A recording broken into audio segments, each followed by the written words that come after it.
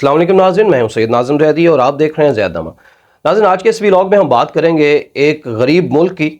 اس کے حکمرانوں کی شاہ خرچیوں کی اور وہاں کے جو عوام ہیں ان کے پرسان حال کی۔ اور ناظرین، اس ویلاگ میں ہم یہ بھی بات کریں گے جو الیکشن سے پہلے آئین کی دھجیاں بکھیرنے کی جو تیاری مکمل کی جا رہی ہے اس کے حوالے سے آپ کو آگاہ کرتے ہیں، اور تیسری اہم بات جو شیخ رشید ایک طویل عرصہ کہتے رہے وہ اب عوام کو سچ ہوتی دکھائی دے رہی ہے، اس پر بھی بات کریں گے۔ تو ناظرین، اپنے اس ویلاگ کا باقاعدہ آغاز کرنے سے پہلے آپ سے گزارش کرتے ہیں کہ جس نے ابھی تک چینل کو سبسکرائب نہیں کیا، چینل کو سبسکرائب کر لیں اور بیل آئیکن کو پریس کر لیں تاکہ آنے والی جو لیٹسٹ اپڈیٹس ہوں وہ آپ تک پہنچ سکیں۔ تو ناظرین، سب سے پہلے بات کرتے ہیں ایک غریب ملک کی جس کے حکمرانوں کی شاہ خرچیاں ختم نہیں ہو رہی، اور وہ ملک ایسا ہے کہ اس انتظار میں رہتا ہے کہ کس امیر ملک سے کچھ امداد آ جائے اور اپنے خرچے جو ہیں وہ چلا سکیں۔ تو ہم بات کر رہے ہیں پاکستان کی، یقیناً، اور یہاں کے عوام جس میں ہم خود پس رہے ہیں ان کے پرسان حال کی۔ اب ایسا ہے کہ جو نگران حکومت ہے پنجاب کی، جس کو شہباز سپیڈ نے محسن نقوی سپیڈ کا نام دیا ہے، تو اس میں واقعی محسن نقوی صاحب نے بڑی سپیڈ دکھائی ہے، اور انہوں نے تقریباً 2.5 ارب روپے 2 ارب 30 کروڑ روپے کی گاڑیوں کی منظوری دے دی ہے جو سرکاری افسران ہیں ان کے لیے۔ اب نگران حکومت جو ہے اس کا کام تو ہوتا ہے کہ الیکشن کروانا اور صاف اور شفاف الیکشن کروانا، لیکن یہاں پر یہی دیکھا جا رہا ہے کہ جو نگران حکومت ہے ایک تو یہ غیر آئینی ہو چکی ہے، اور مسلسل جو بھی ترقیاتی پروجیکٹس ہیں ان کے لیے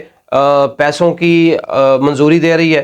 اب جو سینئر صحافی ہیں ایاز امیر صاحب، ان کی بڑی خوبصورت بات انہوں نے کہی کہ الیکشن سے پہلے یہ پری پول ریگنگ کی تیاری ہے ایک طرح سے، کہ تمام سرکاری افسران جو ہیں ان کو نئی گاڑیاں دی جائیں۔ حیرت کی بات یہ ہے کہ جو گاڑیاں ان کے پاس پہلے ہیں کیا وہ چلتی نہیں ہیں؟ ان میں کیا خرابی ہے؟ ان کا کیا ایسا مسئلہ ہے کہ ان کو نئی گاڑیوں کی ضرورت ہے؟ یا تو یہ سیکیورٹی افسران ہوں جن کو کوئی ریپڈ ایکشن کرنے کی ضرورت ہوتی ہے اور کوئی ان کو جدید گاڑیاں دی جائیں یا نئی گاڑیاں دی جائیں، پرانی جو ہیں وہ کھٹارا ہو گئی ہیں اور وہ چلنے سے قاصر ہیں، تو پھر تو بات سمجھ میں آتی ہے۔ لیکن سرکاری افسران جنہوں نے اپنے صرف دفاتر جانے کے لیے گاڑیوں کا استعمال کرنا ہے، تو ان کے لیے جدید گاڑیوں کے لیے 2.5 ارب روپے دینا یہ کہاں کا انصاف ہے؟ اور دیے بھی جانے چاہیے۔ اگر آپ ساری دنیا میں یہ نہ کہتے پھریں کہ بیگرز کانٹ بی چوزرز، تو یہ ہمارے موجودہ وزیر اعظم کا ایک بڑا مقبول سلوگن رہا ہے ماضی میں، اور اس پہ بہت سارے میمز بھی بنتے رہے، اور یہ میمز بھی اسی لیے بنے کہ آپ کہہ رہے ہیں کہ جی ہم بھکاری ہیں اور ہم اپنی مرضی سے کوئی کام نہیں کر سکتے، تو دنیا بھر سے آپ پیسے مانگتے ہیں، امداد مانگتے ہیں اپنا خرچہ چلانے کے لیے۔ تو جس وقت آپ خرچہ چلانے کے لیے امداد مانگتے ہیں، اس خرچے کے اوپر آپ اپنی عیاشیاں جو ہیں وہ کر رہے ہیں اور عوام جو ہے وہ پس رہے ہیں۔ کیا عوام کو اس میں سے کسی طرح سے ریلیف نہیں دیا جا سکتا تھا؟ اور یہ واقعی عجیب سی بات ہے کہ آپ کے پاس اپنے خرچے پورے کرنے کے لیے پیسے موجود نہیں ہیں اور آپ دنیا بھر سے امداد مانگتے ہیں کہ ہمیں کچھ پیسے دے دیں تو ہمارا ملک کا سرکل چل سکے، ہم ڈیفالٹ سے بچ سکیں۔ اور شہباز شریف صاحب یہ کریڈٹ اپنے اوپر لے رہے ہیں کہ میں نے ملک کو ڈیفالٹ سے بچایا ہے، ٹھیک ہے، لیکن جو پیسے دوسروں سے مانگے گئے ہیں آپ ان کو کس طرح سے استعمال کر رہے ہیں، ان کا بے جا استعمال ہو رہا ہے، اس کے اوپر آپ کا کوئی ایکشن نہیں ہے۔ اور آپ بجائے محسن نقوی صاحب کی کھچائی کرنے کے آپ ان کی تعریف کر رہے ہیں کہ جی محسن نقوی سپیڈ صاحب نے دل خوش کر دیا اور وہ میرے سے بھی آگے نکل گئے۔ تو یہ اس طرح سے تو آپ ان کی حوصلہ افزائی کر رہے ہیں بجائے حوصلہ شکنی کرنے کے کہ اس قسم کے جو اخراجات ہیں ان کو کٹ ڈاؤن کیا جائے اور انہی پیسوں سے عوام کو کسی طرح سے ریلیف دینے کی کوشش کی جائے۔ دوسری بات ناظرین کر لیتے ہیں کہ جو آرٹیکل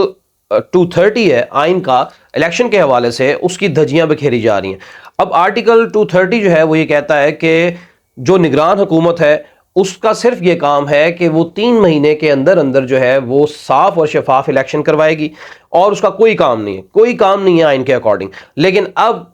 الیکشن سے پہلے یہ حکومت جاتے جاتے ایک اور جو ہے وہ خنجر کھوپتی جا رہی ہے آئین کے اندر، اور وہ یہ ہے کہ جو آئین کا آرٹیکل ہے 230 الیکشن کے حوالے سے، اس میں ترامیم کی مکمل تیاری ہو چکی ہے، اور اس میں اب یہ ہے کہ جو نگران گورنمنٹ آئے گی جس کا کام صرف الیکشن کروانا ہوتا ہے،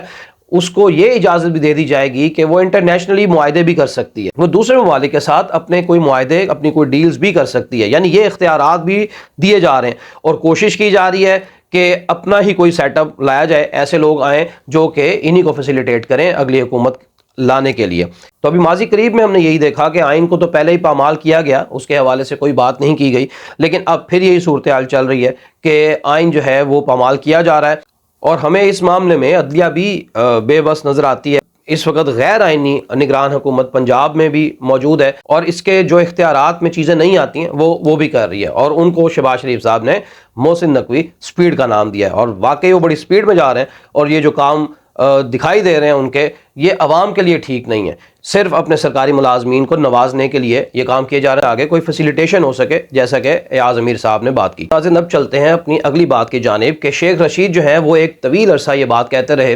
کہ نون سے شین نکلے گا، تو اب ہم نے یہ دیکھا کہ واقعی نون سے شین نکلتا ہوا دکھائی دے رہا ہے۔ وہ اس طرح سے کہ نون کی جانب سے یعنی نواز شریف کی جانب سے اسحاق ڈار صاحب کا نام لیا گیا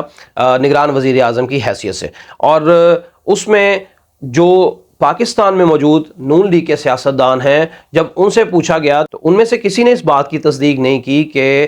اسحاق ڈار صاحب جو ہیں ان کو نگران وزیر اعظم کے عہدے پر ہونا چاہیے، بلکہ خواجہ آصف نے بھی اس بات کی تردید کی، اور پیپلز پارٹی نے بھی اس بات کی تردید کی کہ ہمارے ساتھ اس قسم کی کوئی مشاورت نہیں ہوئی، کوئی اسحاق ڈار صاحب کا نام نہیں آیا، جبکہ یہ ایک سینئر صحافی نے اسحاق ڈار صاحب کا نام دیا کہ نون لیگ کی جانب سے یعنی نواز شریف کی جانب سے یہ نام دیا گیا ہے۔ تو ہم نے یہ دیکھا کہ اسحاق ڈار صاحب نے تو بڑے دعوے کیے تھے معیشت کو بہتر کرنے کے لیے، کیونکہ اس دفعہ یہ کہا جا رہا ہے کہ کوئی ٹیکنوکریٹ نہیں آئیں گے، کسی سیاستدان کو ہی نگران وزیر اعظم کے طور پر سامنے آنا چاہیے، اور اسحاق ڈار صاحب کا نام ایک معیشت دان کی حیثیت سے بھی سامنے رکھا جا رہا ہے، جبکہ ہم نے دیکھا کہ انہوں نے معیشت کا بیڑا غرق کیا اور دعوے یہ کر کے آئے تھے کہ معیشت کو بہت بہتر کر دیں گے، بڑا آگے لے جائیں گے اور امپروومنٹ آ جائے گی، جبکہ ان کے آنے کے بعد یہی دیکھا گیا کہ یہ پھر آئی ایم ایف کے در پر تھے، ٹھیک، اور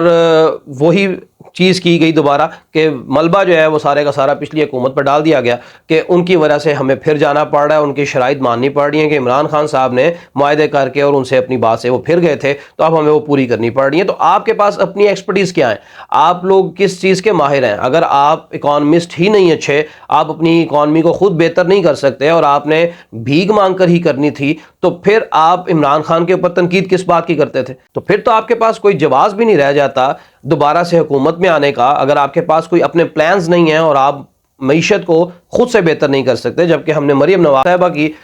بڑی تقاریر میں یہ بات سنی کہ اسحاق ڈار صاحب آ رہے ہیں باہر سے اور معیشت کو وہ بوسٹ کر دیں گے، وہ جمپ کرا دیں گے، بہت آگے لے جائیں گے اور بہت بہتری آ جائے گی، اور تقریباً ہر تقریر میں وہ یہ بات کرتی تھی جس وقت اسحاق ڈار صاحب جو ہے وہ مفرور تھے اور برطانیہ میں موجود تھے۔ اور ہم نے ان کی آڈیو لیک بھی سنی مریم نواز صاحبہ کی کہ انہوں نے کہا انکل کو، اپنے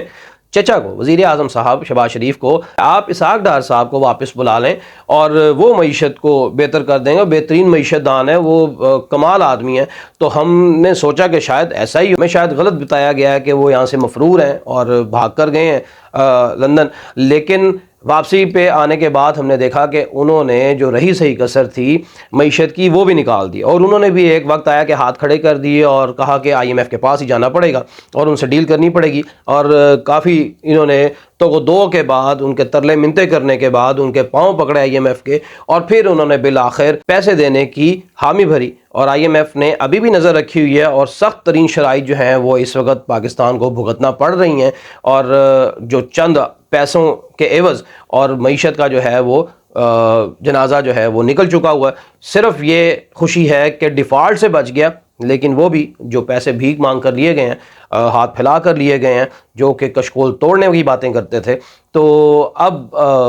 پھر دوبارہ ہم نے دیکھا کہ وہی سلسلہ جاری ہے، آئی ایم ایف کے ہی سر پہ پاکستان کو چلنا پڑ رہا ہے۔ جو معیشت دان ہونے کے دعوے کرتے تھے، جو بہترین ملک چلانے کے دعوے کرتے تھے، وہ آج پھر آئی ایم ایف کے سامنے لیٹے پڑے، اور یہی صورتحال ابھی ہے، اور